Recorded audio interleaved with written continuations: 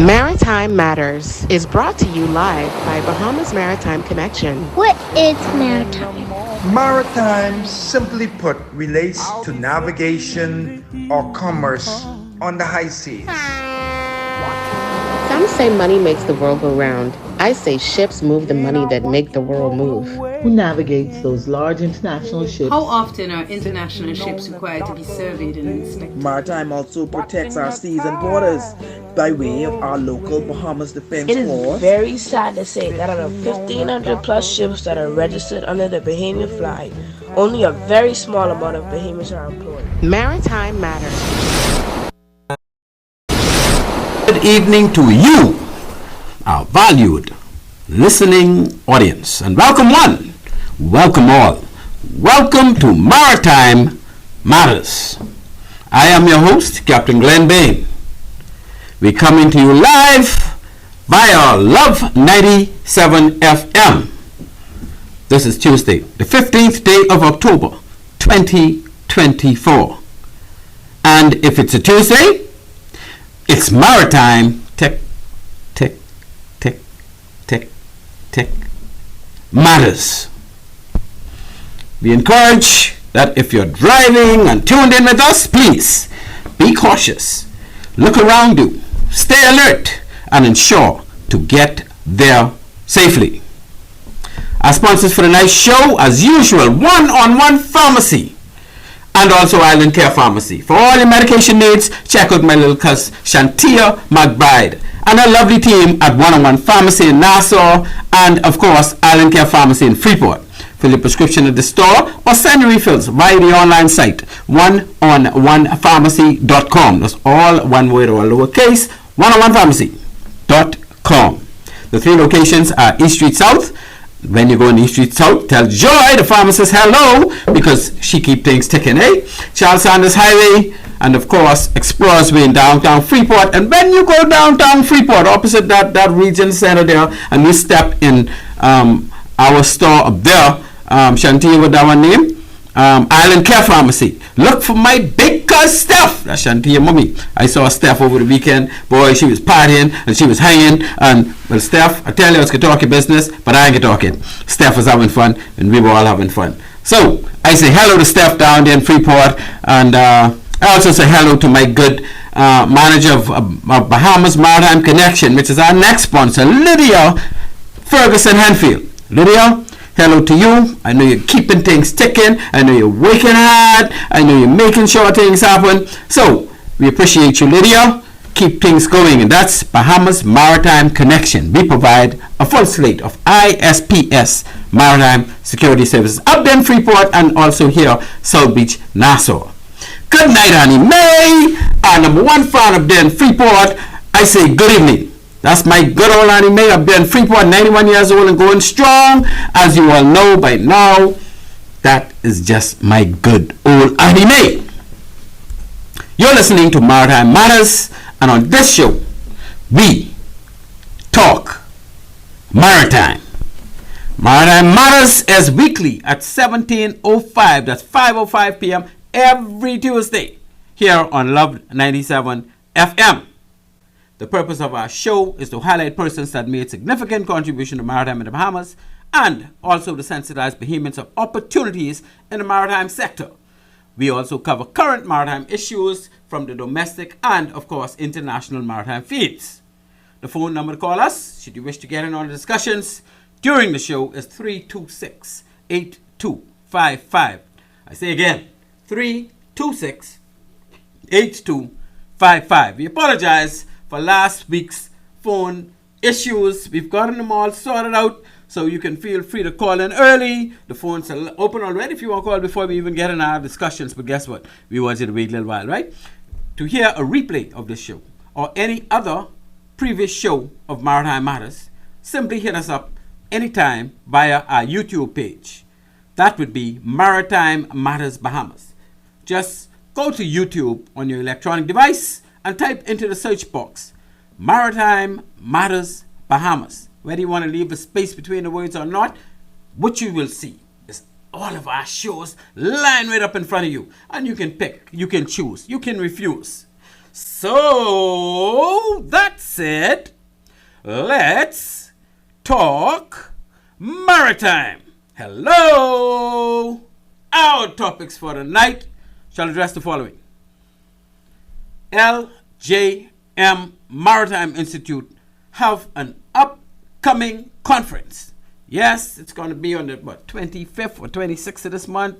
They're going to have a big time conference addressing, the horizon of maritime in the future for young people like me and you who want to get into the maritime world and make some moolahs, get a good career and all that good stuff.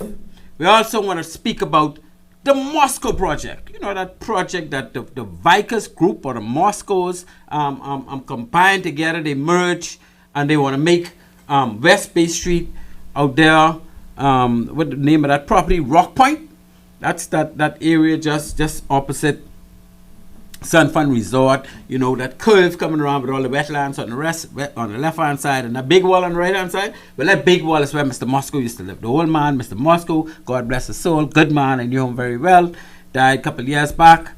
Mr. MOSKO is no longer living there, and apparently the children or the owners that are owning the property now wants that spot or that location or that area, very nice area, to become a commercial property where people would be coming from the cruise ships and around the island, be it Bahamian, be it foreign, be it tourists, whatever, to enjoy those facilities. They're going to build a big time pool. They have a nice pool where the Sharks was doing that movie. What was the name of the movie? A James Bond movie back in 1965.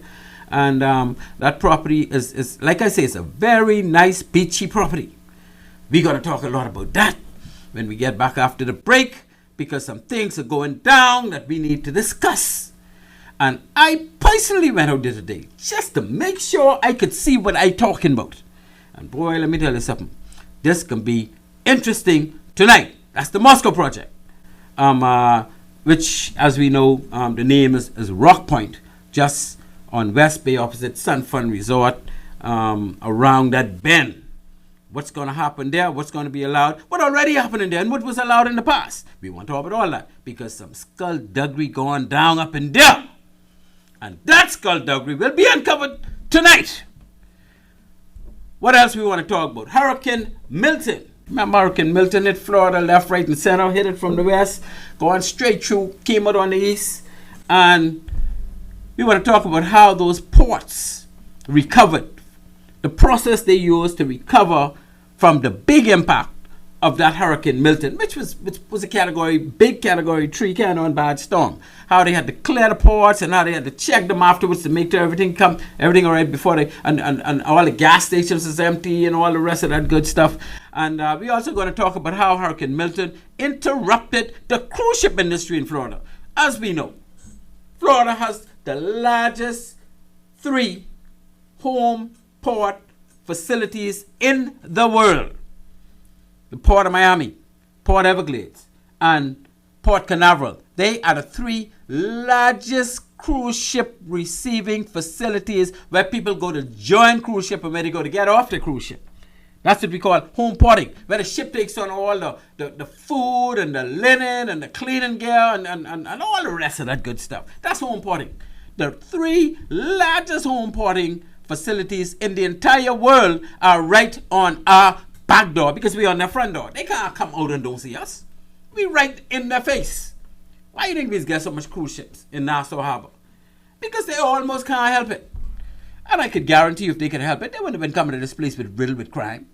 So what we say to our government, we want our government to build more ports, like in all those families. Each family island get a port, so that they don't have to come to Nassau if they don't want to. Mind you, they still won't come to Nassau because there's a lot of activities in Nassau. Nassau's so nice with all these big resorts and all these casinos and all that good stuff. So they still come to Nassau, but they have options for those other ships because they're building ships every year. And every year cruise ships, they're building like 3 and 4 big, huge cruise ships. And you know what? Some ports around the world complaining, hey, too much cruise ship. Y'all these up. We don't want all of y'all. We only want 2 a day. So that third one, y'all be the main one that come in here no more. And they're looking for new destinations. And the Bahamas is burgeoning with potential for new port facilities for cruise ships, and that will be the way to get most of our family island people back home where they could find viable jobs. Look at what Celebration Key in Freeport is doing right now. They are going to find hundreds of thousands of jobs affiliated with those two cruise ships coming every day. So why can't we put our own dock on our family islands? So we can have all of those cruise ships being built, they ain't got nowhere to go, come and have cruises. We could have 8 and 12-day cruises in the Bahamas alone because we can have that much ports. Count the islands. Count the places where we could put cruise ship ports. Count the ones out in the Eastern Caribbean, which ain't no bigger than us, around the same size, and islands even bigger than their countries. Right? Come on, government. Wake up. Come on, Bahamians. Wake up. We have it in our hands. We have it in our laps. All we got to do is be sensible enough to build them. So some of our people who sitting in these places talking about we're expanding opportunities for tourists, get off your fat bongi and use some initiative, man. Use some initiative. Get some intuition going. And I mean from the minister down. Y'all can't see that if you build ports in the family islands, that will increase activity on all of those islands, and a lot of people will be able to move out of Nassau to those islands, and those areas will build up even. And guess what? The cruise ships could go there without worrying about crime. They could go there without worrying about all them harassment when they go on the beach, because they could pick their own beach on some of them family islands. They got that much. Boy, look here. I ran out too quick. It wasn't all about that. But Hurricane Milton interrupted the Florida cruise industry, and guess what else? Some of them came to the Bahamas and stayed in the Bahamas until the hurricane passed, because they know they would have been out of the way of the hurricane. So if we had ports in those family islands at that time, but they wouldn't have to just hang around the ocean because they were coming Nassau every day. They could have gone to different destinations while that hurricane do thing. They could have gone down to Inagua and Meguan and Crooked Island and Auckland and Long Island and Rumkey and San Salvador and Care Island and Exuma. They could have been in those places. So let's build those ports, man. All right. Houthis. We could talk a little bit about what the Houthis are now doing. As you know, that Israel-Palestinian war is really, really out of hand. I think as I was coming here, I heard on Love 97 News just a couple minutes ago that port, that war, the U.S. is governing down on their support to Israel based on Israel getting so out of hand with not only the Gaza Strip, but with Lebanon and all them. They just doing for more. They're killing up too much people. So the U.S. Biden administration is saying to them, look, man, we had enough of this. The world has had enough of this. You need to govern it down. Now, we'll wait and see what happens. Because you know Netanyahu ain't about to play with that. Okay, so we got a call before we get through our first preliminary stuff. But you know we accept calls, and that's how we get rolled. So, caller, you're on Maritime Matters. Thank you so much for calling. I talk about all kind of things. Hey, big time, all right, your partner. What's happening? Man, I got something serious I want to talk to you about, man. I want to put the subject aside for a second. Go ahead, we'll push that subject aside. Let me hear you. You know that big, beautiful port that they built in the Grand Bahamas? Yeah, that's Celebration Key? Yes. Yes. And they got fellows who got now on their work permit, and they're plastering on the wall. Yeah, well, you know. I got a fellow right here now who will really give you an update on that. Yeah, listen to him. Yeah, go on, please. Yeah. So, on the phone. We used to work up by Honorable there. And what happened and what's going on is that the contractors, they're not paying the Bahamian people what the owner want them to pay. And what happened is that the majority of Bahamians are competing with foreigners. And they're dropping the price. Because I was one of them who gave them a price. And from 16,000, it going down to 5,500. Yeah, they call that undercutting. They got a lot of that. Immigrants have it. Now I home, he have a job. But the people paying the top price for these things. I don't think the immigration doing their job. Have you approached immigration about what you know? Yes, sir? You approached someone in immigration and did they respond to you? Yes. Say it again, man. Say it again. I'm asking him if he approached anybody in the immigration department about the situation and if he has gotten any response from them pertaining to the situation. That's what it is. But man, listen here, man. They need to get it right. They need to get it right. If you got a permit and it say gardener, you ain't supposed to be laying on blocks. You ain't supposed to be plastering a wall. You ain't supposed to be even mixing on cement. You understand what I said? Yeah, but two things supposed to happen. The entity that hired that person without the appropriate work permit supposed to be charged, and the person who did without the permit supposed to be charged. So the two there's two charges that should be now going to court based on the Immigration Act. Yeah. Now I don't think Carnival want to get caught up in people being charged for illegally working on their property. That's going to happen soon. Yeah, because and people it's too slack on you. Yeah, it's slack all over the place like that, but we, the Bahamian people, need to stand up and point these things out to the authorities and keep calling the show. After you don't talk to the authorities, please let me know exactly what they tell you. All right, then. I really want to know because we gotta stand up as Bahamian and cut this nonsense out. Yeah, I was talking to the while, but every time I talk, ain't nobody hearing me. Yeah, but that's why you need to get on shows like this. They ain't saying nothing to me. That's the reason why I the contractor. Yeah, but I the contractor. Well, I do the mason work and things like that. Well, let's. I competing with foreigners now. Yeah, but you need to you talk.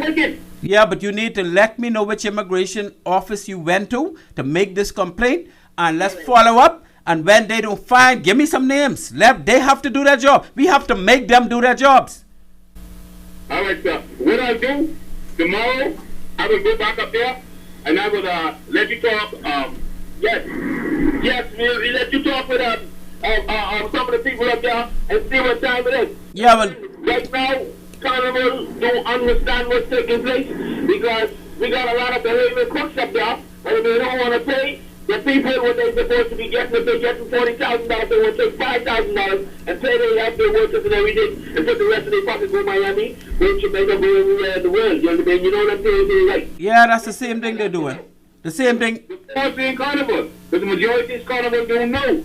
When they bring in their workers, that's what they're doing. For a couple of weeks, because I was a supervisor, and I have my own company. And I was up there, and they let me go. And they hired somebody else. Yeah, but Carnival don't want to be implicated. 16,000 to 5,500. You can make it up that. Yeah, well, you can't make it of that because the person who using these non-Bahamians that don't have the work permit to do that, they still making the 60 and something, but that's what they paying the other fellas who they hiring. They paying them peanuts and they keeping the big bucks. So Carnival need to be made aware. The immigration department, once you have these details, they cannot ignore you.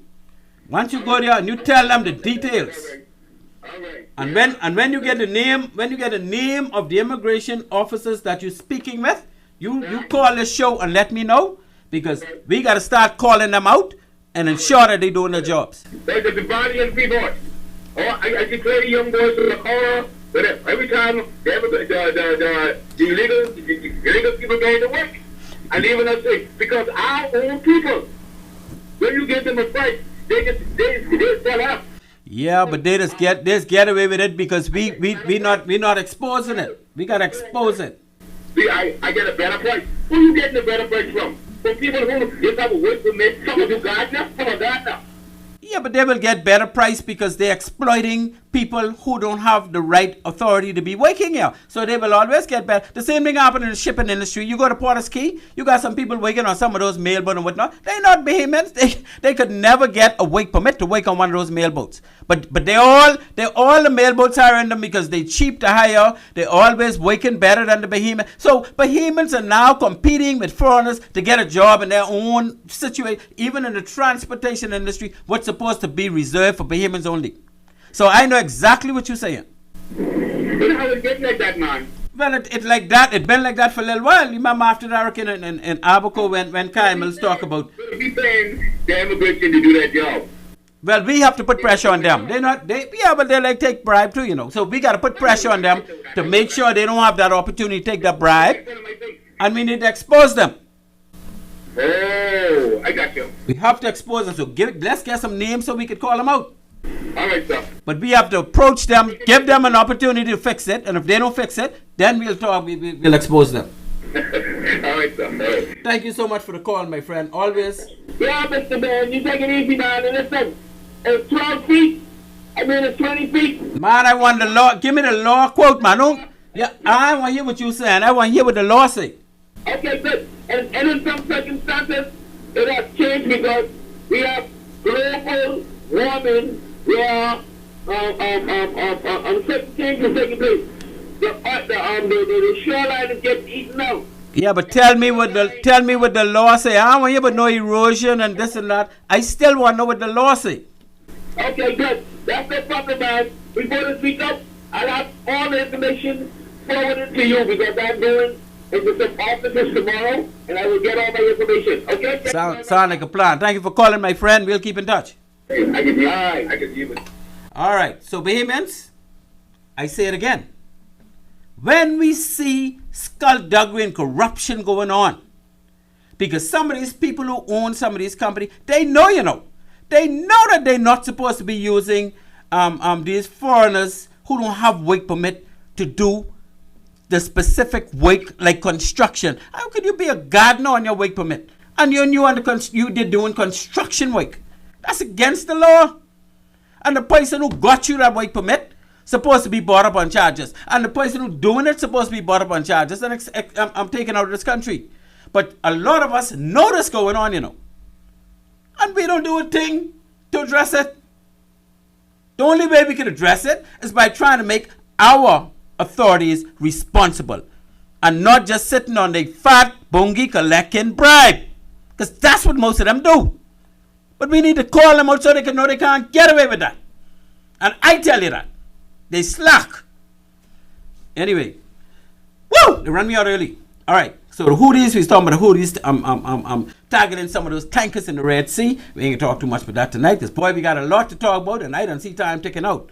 So the Houthis still attacking. I was saying that the Americans has decided, the Biden administration, based on the news I heard coming here, that America's not gonna continue to provide the support to the Israelis if they continue that trend of just mashing up the place and killing up all these civilians and all that, because it ain't like America don't know what's going on. It ain't like the rest of the world don't know what's going on.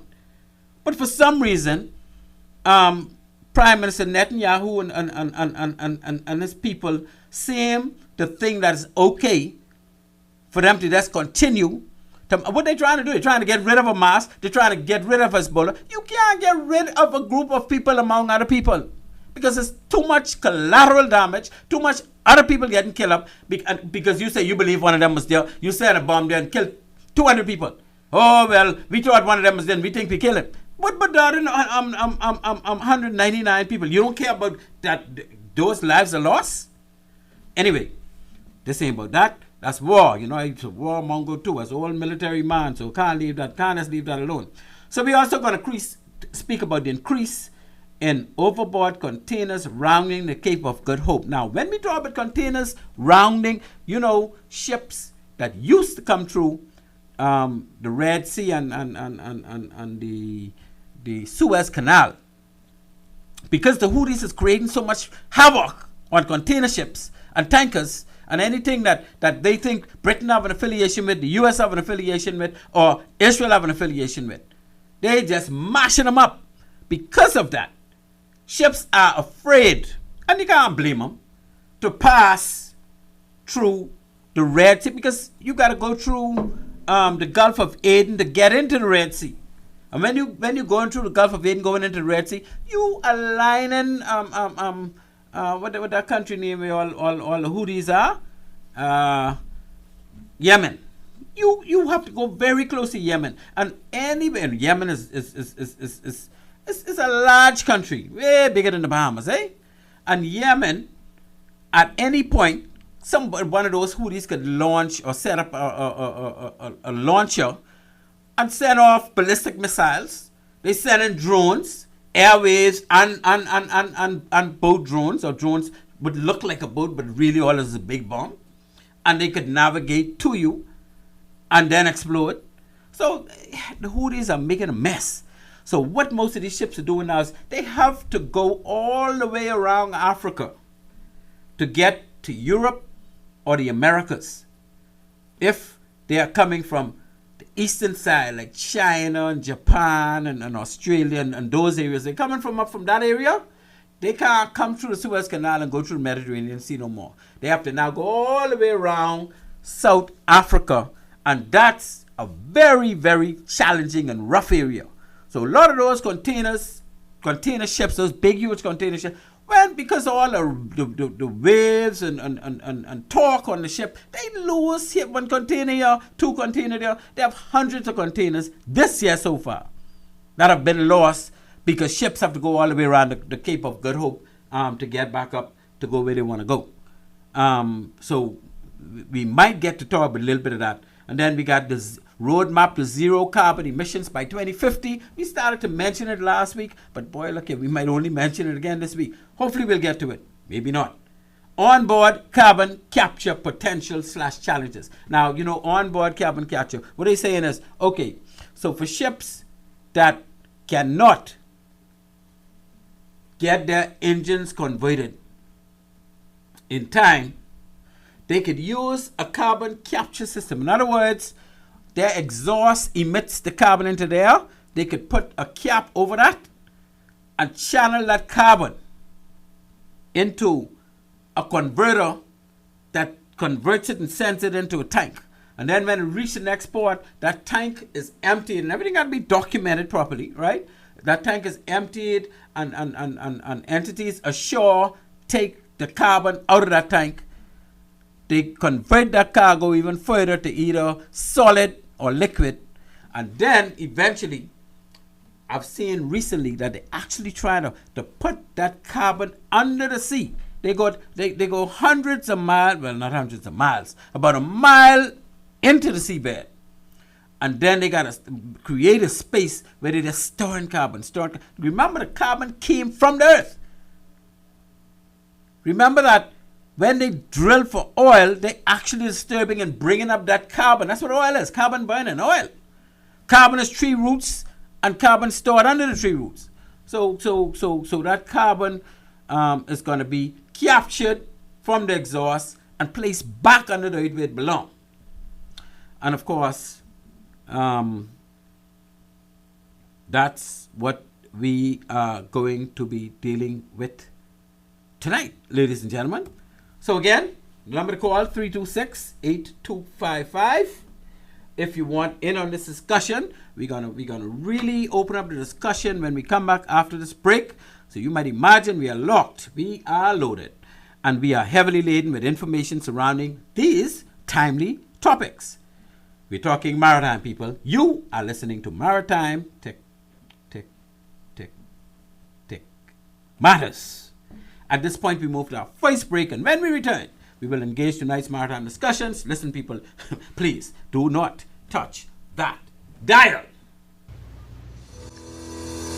At Bahamas Maritime Connection Limited, we offer first-class maritime security services throughout the Bahamas and the wider Caribbean. As experts in maritime security, we specialize in production of ISPS assessments and plans, verification audits, certified familiarization training, and port security consultancy, just to name a few. Our services also include provision of a security force to maintain all required ISPS facility security compliance. For all your maritime security needs, visit us today in Nassau at our East Street South location or in Freeport in the Kipling Building. Call us at 392-3515 or follow us on all social media platforms. Bahamas Maritime Connection, your leader in maritime security. Let's help you make the connection. At One-on-One Pharmacy, our friendly staff is ready to serve you. Visit us today for all your prescription and over-the-counter needs at our East Street South or Charles Saunders Highway locations. We're open Monday through Saturday from 8 a.m. to 8 p.m. and from 9 to 4 on Sundays. In a rush? Send your refill scripts online at oneononepharmacy.com or ask about our convenient pickup service. One-on-One Pharmacy, providing personal health care with people at heart.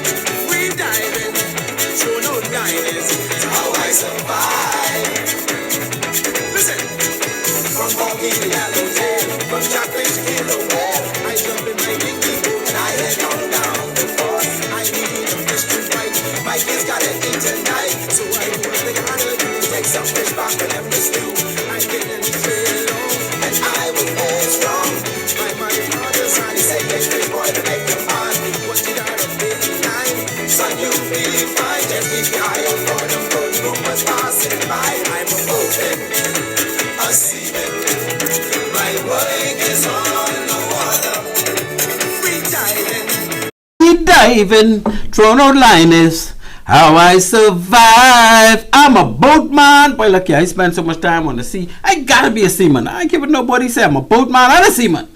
My work is on the water. Well, it used to be. Maybe not now. But that is the great KB being a boatman and a seaman. And he's telling us our country is loaded with boatmen and seamen who work on the water. But I've been to that concert on, was it Saturday night or Sunday night? Boy, I can't remember. I think it was Sunday night, you know. Yeah, Sunday night, bringing in Monday. In Freeport, KB and friends, and I can tell you, I had myself a ball. That auditorium was rocking. That auditorium was rolling. And let me tell you something. We need to do this more often, man. We need some more stage nights where we get Bahamian talent. And boy, you know, we got talent going to bed. Because we had some talent in that place that night. And, oh, Stevie S. Stevie S take the place by storm. Stevie S, I say, my brother, boy, you might wimble your way on the stage, but when you start lighting the place up, everybody going crazy. Anyway, let's get back to our show. Because everybody knows a boatman. Now, we talk about LJM Maritime Institute. They're getting ready to have a conference next week and a half or so, which is a good thing. I can tell you that this time I got an invitation, and I was so happy that I got that invitation. But it's so sad and very unfortunate that I am not going to be in a position to attend. And I wish I could send my little proxy questions in. But of course, you know, it's a conference. They got some good presenters. They got some good topics. And I think, you know, when it comes to maritime, we need to do more of this in our country. The theme of that conference is broadening the horizon. Basically, we want to look at maritime from a perspective where the horizon is going to be broadening. And then they're supposed to not happen. This actually is happening all the time. But this is one of the mandates of the BMA, right? To create and expand opportunities for Bahamians in the maritime sector. And I know it in my head because I was like, this is what we're supposed to be doing, but we never did it while I was there, and they still ain't doing it the way it should be done. Well, of course, they are shaking hands with entities like LJM. They're even pouring money to some extent into, well, to a big extent, into LJM, but they need to do more than just pour money. You need to pour some expertise. You need to help and guide them along in setting up a proper maritime or national maritime institute, unless of course the government wants to put down some big bucks to create a national maritime institute, which I don't think is necessary, because LJM from its inception had already pumped in over $30 million in equipment and buildings and preparation and all that. So the government shouldn't have to even go duplicate those efforts. All the government need to do is hold their hand and steer them along the way and help them with expertise, do the relevant and necessary audits of the place, make sure they're getting it right, and then that's easy to do. That's easy to do, excuse me. But it has to be done. And the government do that by way of the BMA, the Bahamas Maritime Authority. And they have the expertise. They got them all in London. They got a handful here to bring that London office to Nassau. Because in London, you all could do things for Britons or British people, but what you could do for Bahamians if you're in London and you got all of our technical expertise over there. Bring that technical team to Nassau. In fact, bring the whole team to Nassau and only leave a skeleton over there to go to the BMA meetings every other week at the IMO, which is in 14 Embankment, and close that office and let two of your technical officers, or let one join up with the representative for Maritime at the High Commissioner's office, and let them work out of there and go, because you can remember now when the BMA first started, the BMA office was in the High Commissioner office. They had enough room for that, so they must have got enough room where they could have one space occupied by 2 BMA members, and all the rest of them report to Nassau, where we will off report. It don't matter to me, but you got to be in the Bahamas, and you got to start wearing your responsibility to create and expand for opportunities of Bahamians in the maritime sector. Yes, you're doing little nuggets and little, no, but you're supposed to be doing more than that. And if you want to get down with the details, let me know so we could boogie. And I really would like to get some of those BMA people on this maritime show. You're the entity in the Bahamas that represent maritime, but yet you don't want to find your way on the maritime show. You know I ain't ready for you. I want you to be here. Tell the people what you're doing. Tell the people what you ain't doing. Because if you don't tell them, I can tell them. Okay, so back to LJM Maritime Institute upcoming conference with the broadening horizon of a sustainable maritime future. In other words, we don't just want a maritime future. We want a sustainable. And to think that the Bahamas as a country is number 1 with the amount of cruise ships on our register. We have more cruise ships carrying the Bahamas flag around the world than any other country in the world. We may be number 8 overall or number 6 overall. We used to be number 3 one time ago. Well, I know it was 4 when I was there. But at the end of the day, we need to utilize our position of having the majority of cruise ship under our flag, which means that we are in bed with the majority of the owners of those cruise ships, which means that we have a link. Do you know that they have a ship owners association in the BMA? All of the people who own ships in the BMA have an association, and from that association they used to send Bahamians off to maritime school, and they're still contributing money to Bahamians, because who else can contribute the money to if it's a Bahamas flag? Bahamians. But that's what they do, which is good. But the BMA and the Ministry of Transport needs to make some arrangement to talk to the people who own those cruise ships to try and find a pathway for Bahamians to be employed on those cruise ships. Do you have any idea how much jobs they have on one single cruise ship? And we got most of them on our flag. You know the cruise ship have a hotel department? So everything you see going on the lattice goes on a cruise ship. The restaurants, the casino, except you got more going on the cruise ship, eh? All the shops selling things. Man, look here. Do you know how much waiters they got on those cruise ships? How much security they have on those cruise ships? How much crew they have on those cruise ships? How much people who work in jewelry stores they have on those cruise ships? And I mean, each cruise ship, I don't know a whole heap of cruise ships. Each cruise ship have hundreds, well, maybe not hundreds, but they have hundreds of employees when you add them all up in these areas. And how much you think is Bahamians?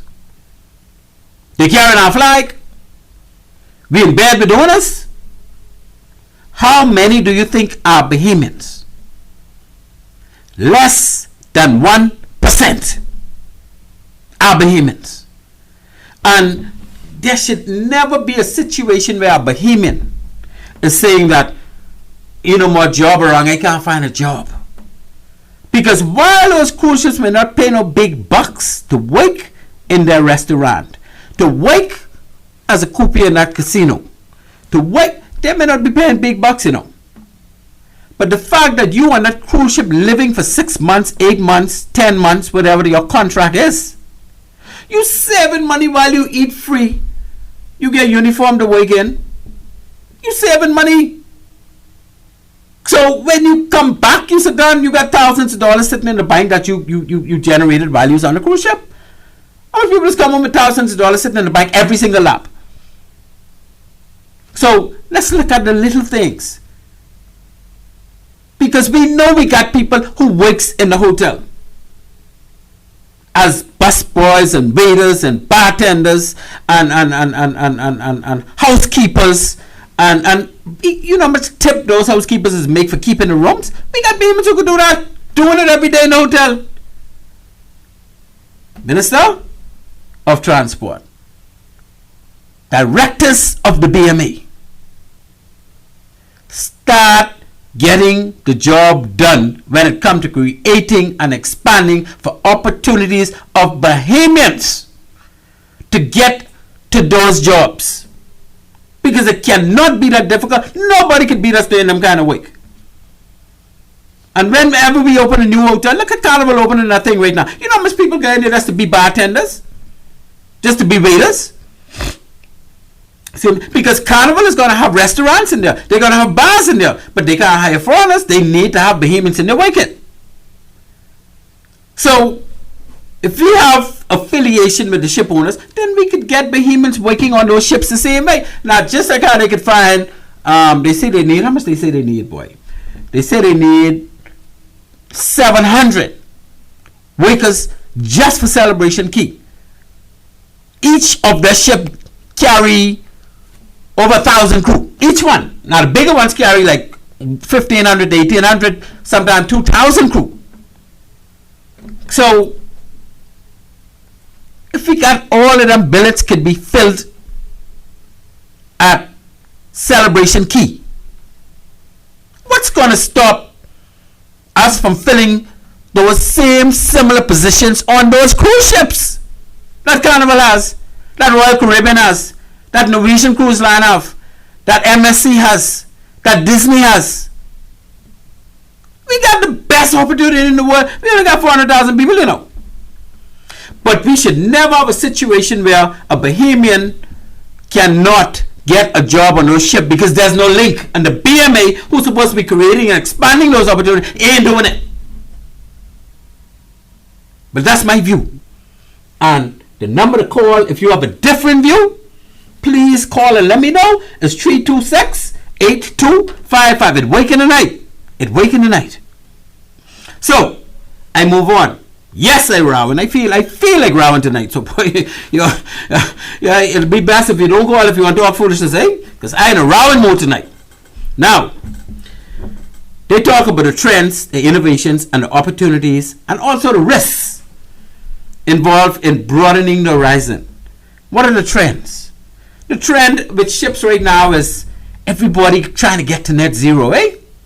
So, while these ships are burning fossil fuel, most of them have converted their engines. Even the existing ones are now making arrangements to convert their bunker C fuel burning engine to natural gas. Because why?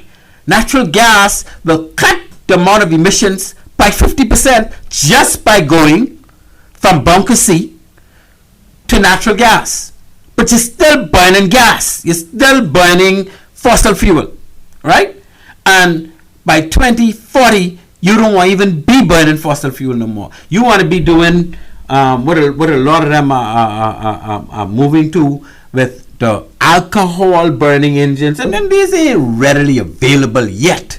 So yes, you could go to the the natural gas right now, and that don't apply to BPL. I see BPL trying to go to natural gas. That don't apply to y'all, because y'all on land and y'all could get solar. That only apply to ships what can't get solar to carry out to sea.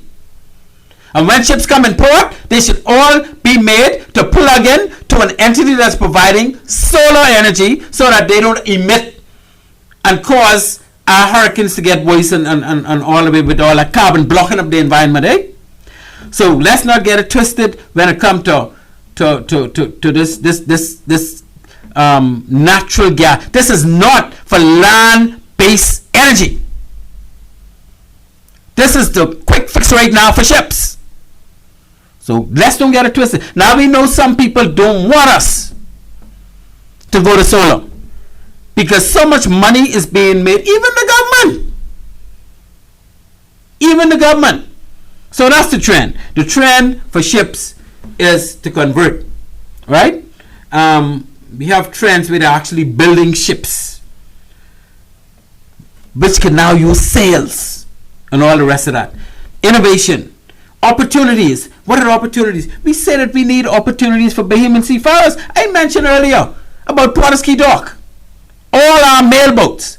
You could only find Bahamians on our mailboats which do not go out of this country. Which seafarers, these foreign seafarers, can not possibly get a permit from immigration to work as a seafarer in the Bahamas.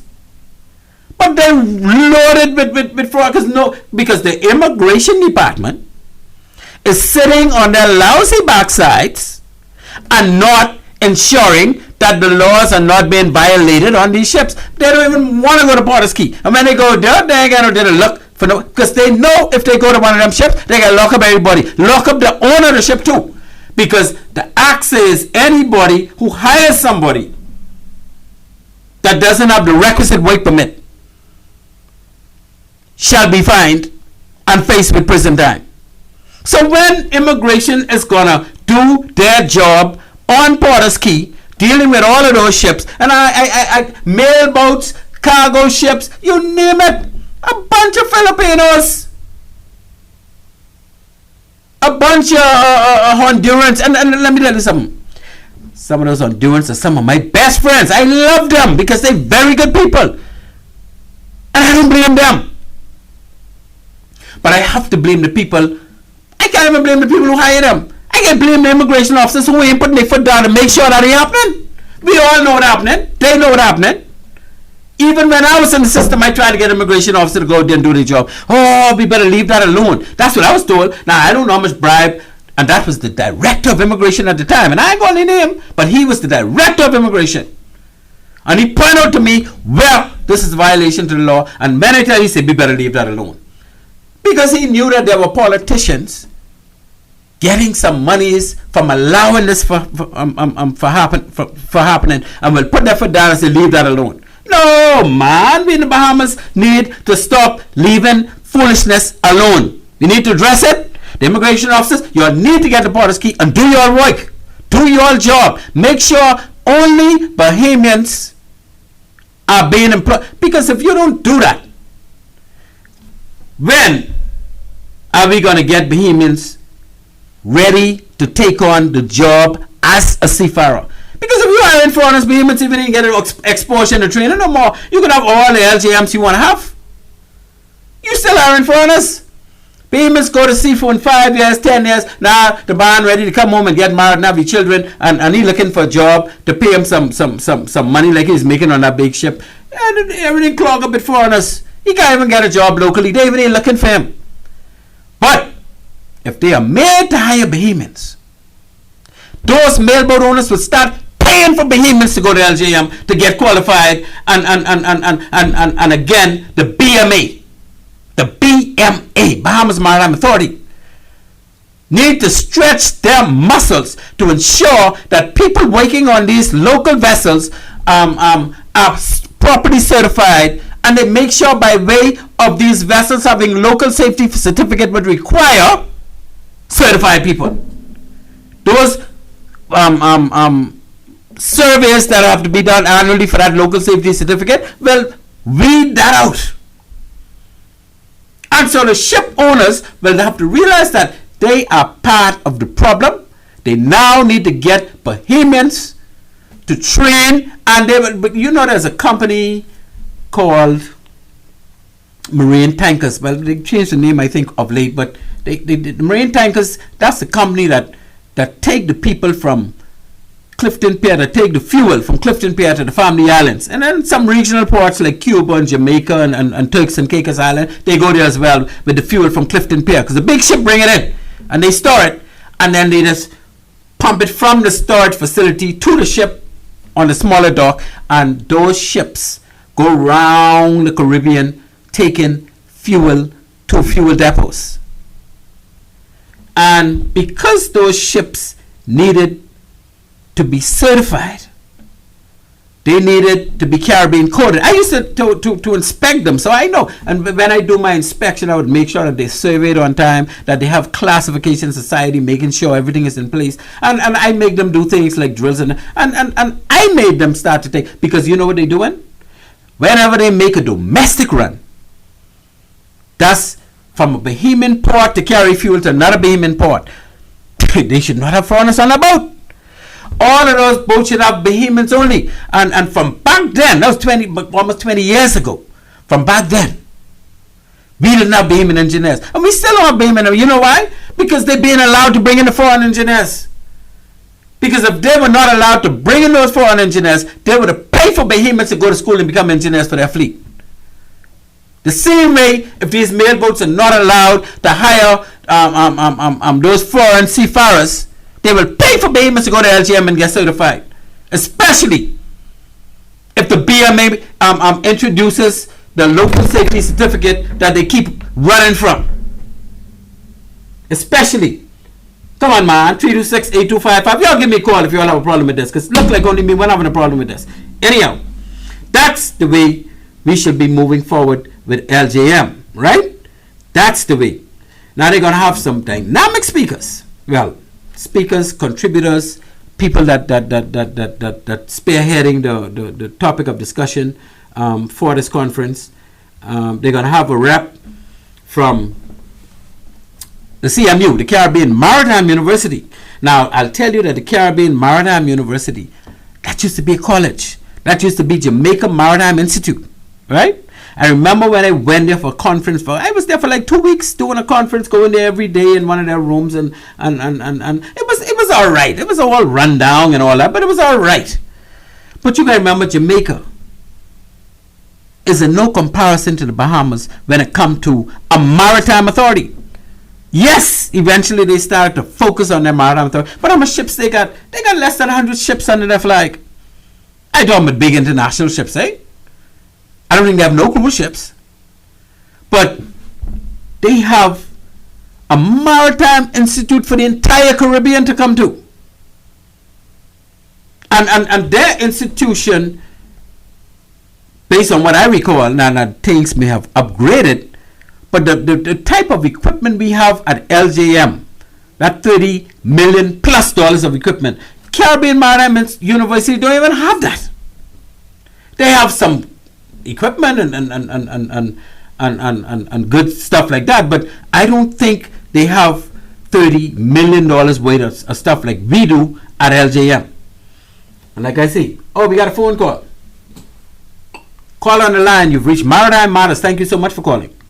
Yes, good night to you, Mr. Bain, Captain Graham Bain. Veronique Johnson, the original. Good, Miss Veronique. Jesus Christ of Nazareth, the Holy Spirit enveloping us. Miss Veronique, you found me after all this time. Why you at me like that, man? I miss you so much. My identity was stolen. My phone. They put the AI answering machine on the phone and all that.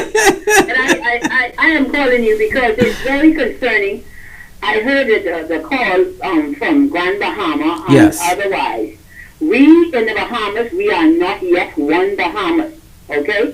And I give my divine salutations to all my recipients, and that is one of the reasons when on your show I keep saying, keep the King Charles III and the British monarchy above the fray of politics, because there's a difference between the British monarchy and the colonialistics, and that came under the Pinling administration.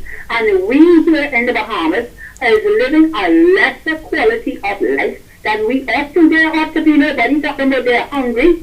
In the Christmas time, we ever had anybody talking about they're hungry? Man, we have... Nonsense. And we see in Maritime Matters, you have to give a slap, because you are very knowledgeable. You have to give slap to this administration. My model boss, former Prime Minister Hubert Alexander Ingram, because we never shared the information, because this Caribbean single market economy is what you are seeing over in Grand Bahama, and it's controlled by external forces, and we know how to control that in the law enforcement agency. Okay? So Yeah. this is what I was warning you about, and you are not aware of what is happening. You see, Philippines, Japanese, all forms, can be Caribbean, Japanese, Caribbean, Philippines. Okay? Yeah, but we as Bahamians gotta make sure we protect our turf. We gotta get on our immigration officers, because they are the people who are mandated to ensure that this thing our immigration act ain't being violated, because it's being violated left, right, and center, even in maritime. Captain Glenday, in Yes, ma'am. 1984, this is when all the drastic stuff happened. We have the evidence and some of the files that were stolen even out of the archives of some of the print media, the Tribune and the Guardian. Yeah, but that's why the immigration officers ain't doing their job. No, the immigration officers are not aware of some of these things, because you have now people who are being trapped as human trafficking in submarines. But Ms. Veronique, let's do the set they're aware of. That they are aware that you got some people, even for some of these companies that doing landscaping for some of these major hotels, they know that some of these people ain't got a work permit for doing landscaping, but they don't go out there in the morning and lock up nobody. But it ain't the place you trying to lock up. It's the place don't hire them. The place don't hire them. You're trying to lock up. It's about honesty. But no, it's about not being corrupt. The collusion that is happening, because people who are running racketeers, they are domestic trafficking, and they are extorting money from people. These are Bahamians. We're not just dealing with no foreigners. We're doing this our people, you know. Yeah, but our immigration. By Bahamian colored people. But when our immigration start locking them up, though, I ain't never seen none of them getting put in court. Who they are, and that's why you see, I told them, you have to get all the nation leaders together. All you need to do is go on but Ms. Veronique, you only need to go on a job site. And we have people who have been attacking them. No, you need... We're part of this racial thing. We have to get it all together. I left a message for the chairman of the PLP to get it together, because yesterday with the honors, congratulations to all who got it, universal honors to my novel boss and our 3 prime ministers and our excellency for life. Because this has been unfixed like yesterday through the PLP. Because the younger people who are they want to put in the place, they have not the wisdom and the history of, we have to go back to 1912, and we can expect billions of dollars, not of no, what you call it, carbon and all that stuff. We talk about actual money. We were economically free. We say in 1912. Okay, Ms. Veronique, I got to run to another call. I thank you so much for calling. God bless you. Thank you, honey. All right. Calling on Maritime Matters. Thank you for calling. Good evening. Good evening to you, my dear. Listening to your show, I want to tell you the root of your problem in immigration. Please do. You cannot blame the young people in immigration or the officers in immigration. If you could recall, when the director and the assistant director of immigration were doing their job, they were fired. So it comes politically from the top. The young persons are taking political people. So, Ministers. so you're suggesting to me that the ministers don't want the job done? No. Don't you remember that the director and the assistant director and all of those were fired from immigration for doing their job? Yeah, that's politics at the top. But what I'm saying is, if we know that there are people on porters keep working on vessels that don't have the requisite work permit, are we saying that the minister at the top don't want the immigration at the bottom to go ahead and arrest and charge these people in court? The person on the bottom feels if they do their job, they will be victimized. Well, I know when I was at the bottom, I was told the same thing you're saying, but when I start to deal with them jet ski fellas and I start to put them in court, there was no minister calling me and said, mind you, there's going to ministers every day. But once you know you're doing what the book say, that minister sometimes wants you to do the job, but they ain't got guts to tell you because that's some of their voters. So they ain't going to tell you, but when you do that, they happy, I don't see it. If they were happy, then our country would not. No, just that the perception is that I remember when I was deputy port director, I was called in a meeting, right? There's no perception out here. There is a perception by some of these officers because they say, oh, I can do my job. But let me tell you something. If you do your job and somebody stop you from doing, see, you may find that if you go out to do your job, nobody can stop you, If your job is a job based on your act, you will find that nobody can stop you. They would not stop you, but the end results would be that you would be without a job. No, they can't fire everybody. They could fire those that are not listening to what they want. Well, what we need to do is we need to start complaining. We need to go in. We need to write down who we talk to. We need to find out what they're doing. We need to check back with them, and we start putting them on blast. And this country could be changed, but it have to happen by us, the people. We have to put the pressure on them. And if we're not prepared to do that, change if we take politics out of everything. No. We gotta stay our politics. See, that's the problem we have, We always think, the politician can start listening to us if we start putting our foot down. And I can tell you that'll start happening. But we have to be brave enough and strong enough as a people to make them do things the way it should be done. I can tell you that a lot of things that Kai Mills had addressed in Abaco, they have turned around and changed some things. A lot of things that my good friend on most of these talk shows, government is when they see people addressing these things, they just change. They just want to do right. But if you don't say nothing, they can take advantage of it. Well, I don't see it, and I've been around for a long time. Well, we getting brave enough now. It's not just happening in immigration; it's happening in all the government offices. You remember there was a time when you couldn't say who you vote for in this country because you could be. Now people are scared to say who they vote for no more.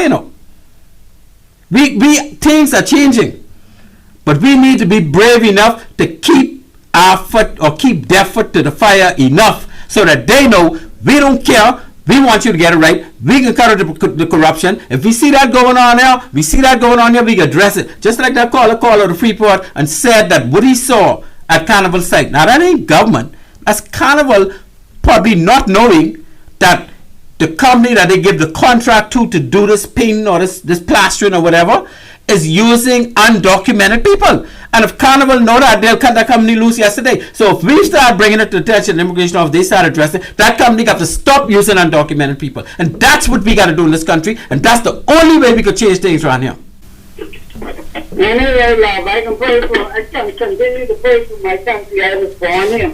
Thank you so much, my darling. Thank you for calling, and please feel free at any time to call and give your views, because we all have our views, and all of our views have some place in this country. So thank you so much. You're welcome. Bye now. Call you on Maritime Matters. Hello. Call you on Maritime Matters. Hello. Auntie May, how are you? Hey, my lady, I am fine. You see, I'm running hot up in here today. How you doing? I am hot. Just like the lady said, we need to get this immigration act together. All of our problems are immigration related. That's the core of it. That is the core of it. Yeah, 99%. And then you got some stupid Bahamians saying that they are the Bahamas share there's links with these people who they flooding this place with from the slums. What is trying to prove? It's by giving away our country and flooding it with people from the slums. Well, we are a corrupt bunch, and anytime people could undercut by using corrupt means, by using undocumented people who they don't even have to pay them based on our labor laws, they can take advantage of them and pay them peanuts while they just pocket all the profits. They're gonna try to do that, but they're doing it to the detriment of our people being able to get jobs. They're doing it to the detriment, and you know they do this thing in Life with Key. They do it in Baker's Bay. The thing is, they bringing these people to them. Oh, we ain't got no expert. Our people can't do this kind of work, but our people can't do it because every time you need it done, you bring in foreigners to do it. When our people can learn? No, that foreigner is supposed to come in, and once that foreigner finish, our people are supposed to be able to take over. But see, they could bring the foreigner and pay them less. But those foreigners come from countries that don't have high costs like we have in our country. So we can't work for the kind of money they could work for. But yet they're doing it. We need to get this immigration thing right, because if we do, then they eat our breakfast, lunch, and dinner. Well, our country is gone, so we got to take it back. We got to take it back. And the only way we can take it back is if we, the people, be bold enough to start addressing these things. And I bold, I can tell you, I don't care much. Thank you so much. Thank you so much for that call. So, boy, look like we only can get to the MOSKO project today. Ladies and gentlemen, again, you are listening to Maritime Matters. On this show, we talk maritime. I am your host, Captain Glenn Bain. The number to call is 326-8255 if you want it on the show. So far, we just trying to cover what the LJM Maritime Institute conference to really address the horizon in maritime and opportunities in maritime, and speaking of opportunities, we spill over into how Bahamians are being sidelined from getting opportunities, because even on the mail boats and on vessels that only do domestic in the country, like out Clifton Pier going around to the family islands, most of them are being done by groups and groups of foreigners. And we are saying, I am saying, that we need to get the Bahamians trained up. We need these entities that hiring these foreigners to pay for Bahamians to learn and go off to school like it was done back in the day. I can tell you when, and people just talk bad, but Craig Simonette and Brent Simonette and them, right?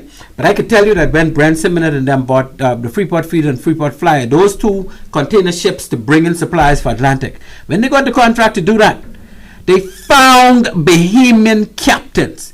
They found Bahamian mates. They found even me as a Bahamian boat ship manager, right? Because they didn't want to use foreigners to do that trade. And since then, if you look at entities like Fast Ferries or Bahamas Ferries, most of their people are Bahamians that run those vessels, right? But we have to, and they engage into training, assisting you with going off to school and certifying yourself. Same thing with and I must say with the company of Clifton Pier, with all the tankers, the coastal tankers, they sent a lot of Bahamians off. They paid for people. Well, they reimbursed them, or did they reimburse them? Anyway, they give them the money up front. I think the Bahamians had to pay. But anyway, they assisted them in getting their certification so they could run those ships. So we know it could be done, and we know that because the system had been so influxed with foreigners that all the vessels are now competing to see who can get the most foreigners, because immigration isn't checking, and they through the local domestic fleet right now. A stop has to happen, and the immigration department need to do their job, and the port department, when they're inspecting these vessels, they're supposed to make sure that the crew on these vessels align with our labor laws.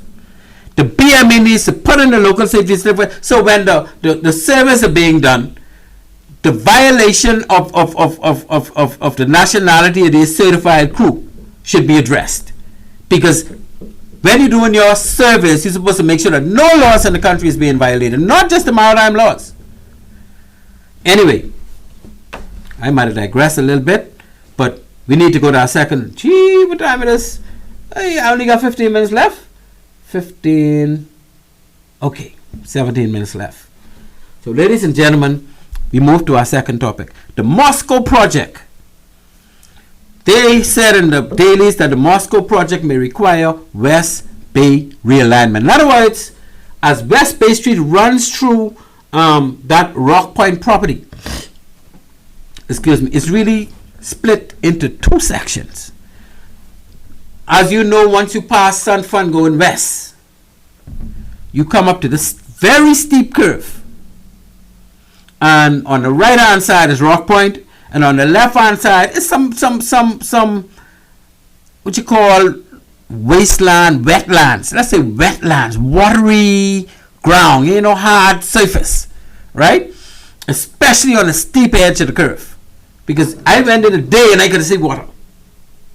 So West Bay Street currently splits the properties of where Mr. MOSKO lived and the property to the south of that, which I think is now Vacus, right? Or the company that does business for the MOSKO family.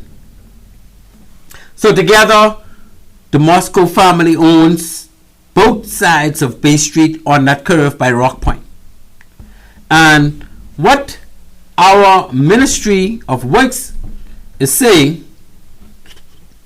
is that if they want this project to be the way they want it to be, they would need to pay to reroute West Bay Street to go around the south of the Vacus side, that wetland area, run a road around to the south of that, so that people coming to and from that project don't have to cross Bay Street where all that traffic trying to get past around that curve, that dangerous curve. And they even ain't got no lights on that curve. I was asked why ain't no lights on that curve. We used to run marathons, and when we trained them, we used to run that area all the time. And when you pass in that area, it's always dark. And one of the runners say, man, they understand, nobody can put no light there because the people who live over there have a lot of money, and they say that light, and when it's time to go sleep, that light getting disturbing them. So they ain't gonna put no light there. And I don't know if it's true, but that's what the people say, right? But that property where Mr. MOSKO lived, he's now passed and gone on to his rewards. God bless his soul. Is gonna be or is applying to become a commercial property where people can go to have fun. They're gonna have nice pools, a barn, and let me tell you something.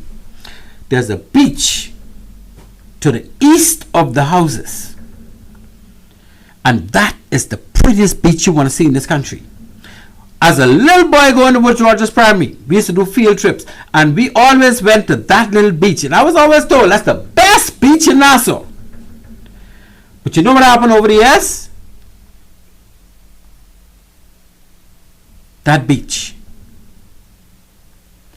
was cordoned off. They put a wall where we used to just park on one side and walk over the little on the next side of the road. They put a wall there so you can't cross there no more. You can't even get in that yard no more. You can't get in that area to that beach.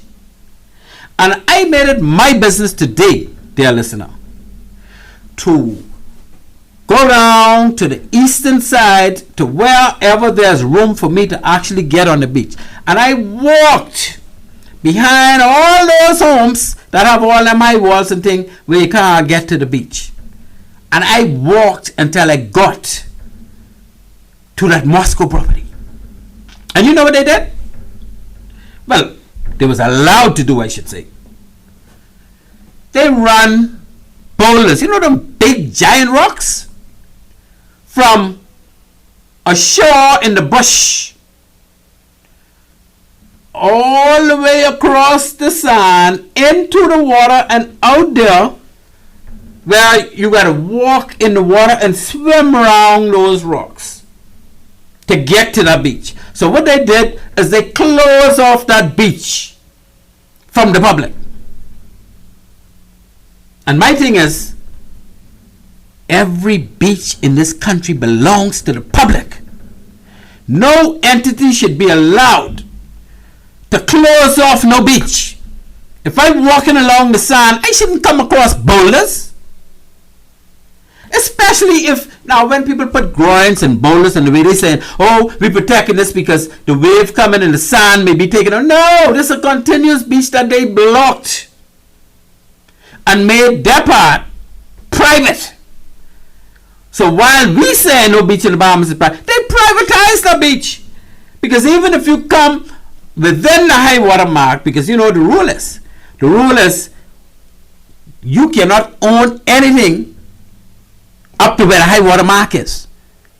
But they put boulders passing the high water mark, passing the low water mark, and going couple about 20 or 30 feet into the sea with boulders. So you could tell me somebody didn't get paid off to allow that to happen.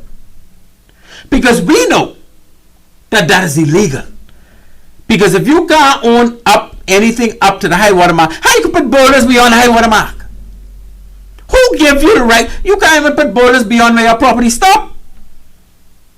Unless you get authorization from a certain entity in government. And I know who this. I know who the entity is that gives the authorization. And I think I know who the person is back in the 60s or 70s, when it couldn't have been the 60s, the 70s or 80s when the MOSKOs took over that property and put that wall in place. Who allowed them to block that off to say nobody could come here because the boulders blocking, and the boulders about 10 foot in the air, you know. They say, I ain't talking about something you can just look over. You can't even see the beach unless you go on. And I make it my business today to walk on top of those boulders. I climb on top of those boulders and I took pictures. Because I remember that beach from as a little boy. First time I see it since then. You all don't believe me? Go out there anytime you feel like. Go on the beach in that area opposite Sun Fund, but you can't go right opposite Sun Fund because you got all those houses that have wall. But when you reach the place, we used to call it the castle when we used to go running. You see, when building would look like a castle, well, on the side of the castle you could go on the beach, because from the castle stretching up towards Nesbitt Dam area, all that kind of open up. So go there, walk on the beach, and nobody could stop you from walking along the water within the high water mark, all the way to those boulders that stops you from going on to that beach on the other side of the MOSKO property. And my thing is, why should the Bahamian government allow that to stay there?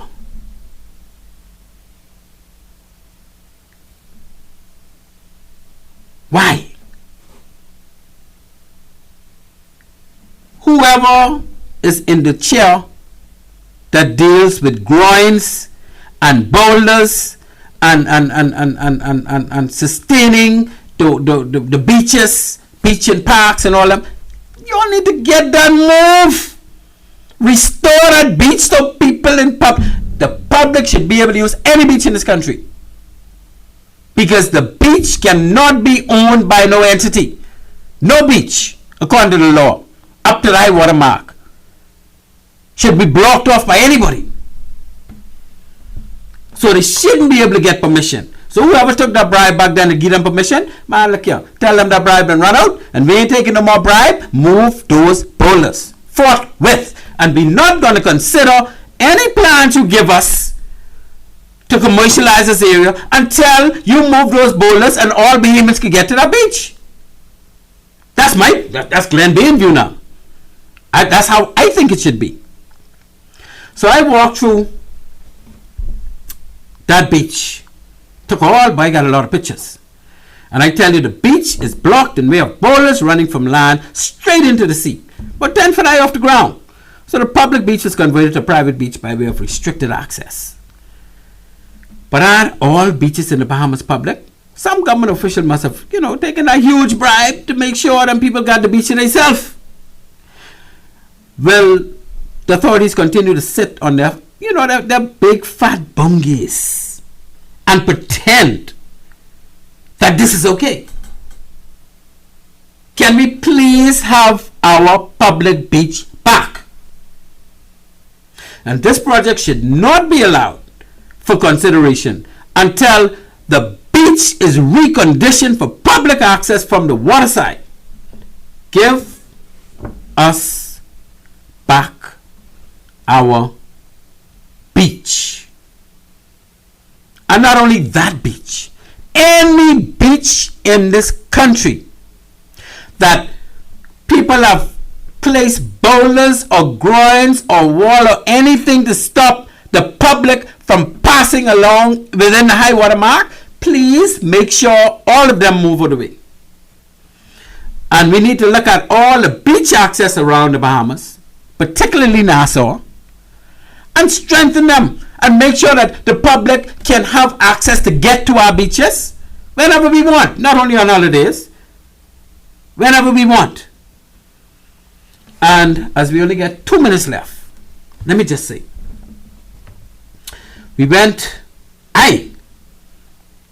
coming from the airport, had to go on Bay Street to check that area where this stand is in dispute. This what I think name would we like to drink? Stand. It'll make them ice tingum. And the stand where Mr. Murray, I think his name is, he owned, and the stand was closed. This not slush, what the thing's name? Daiquiri stand. This daiquiri stand is in an area where right to the northeast of that daiquiri stand is a public garbage that was placed there by lands and parks or parks and whatever it is department, environmental lands and parks and all them. They put the garbage there which is closer to the water than this daiquiri stand. Excuse me. So how could the MOSKOs be asking Mr. Murray to move or pay them lease for the place where his stand is? Because as far as I could see, the government built a seawall running from where the daiquiri stand is all the way to the MOSKO's property at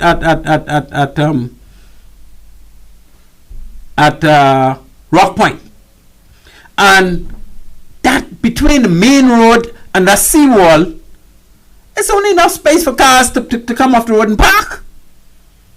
And then nearing to the MOSKO's property, cars can't even come off the road because there ain't no spaces. There's the road and then the water. So how could the MOSKOs own this little strip that the government had nurtured over the years? So that means they must just buy that. And if they just bought that, what rights does the people who had set up businesses there would have had, so that the government couldn't really sell that to nobody? Because obviously it would have been owned by the government if the government put up all the seawall and everything. And what they want to do? Do they want to now put a big wall so we can't even see that saying no more? We can't drive up and look at that no more? I don't know why these people trying to just take all of our sites and stuff away from us. I'm not sure that's what's going on. But my thing is, how could that not be owned by the government with all of what the government already did out there?